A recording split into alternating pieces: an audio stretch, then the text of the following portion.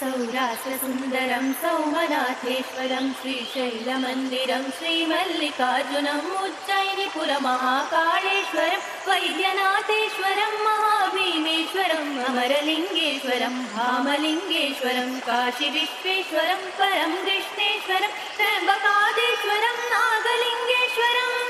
श्री केदारलिङ्गेश्वरम् अग्निलिङ्गात्मकं ज्योतिलिङ्गात्मकं वायुलिङ्गात्मकम् आत्मलिङ्गात्मकम् अखिललिङ्गात्मकम् अग्निसोमात्मकम् अनादिम् अमेयम्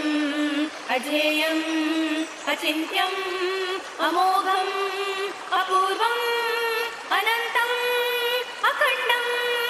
अनादिम् अमेयम् अजेयम् अचिन्त्यम् अमोघम् अपूर्वम् अनन्तम् अखण्डम् धर्मस्थलक्षेत्रवरपरं ज्योतिम्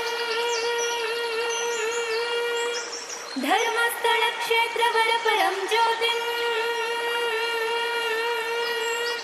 धर्मस्थलक्षेत्रवरपरं ज्योतिम्